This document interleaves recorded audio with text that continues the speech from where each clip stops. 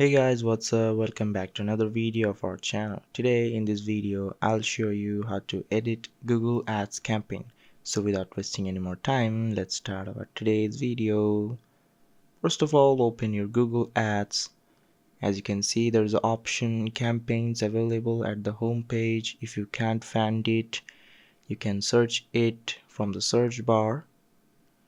Easily you can search it. As you can see, I'm searching it, the campaigns option.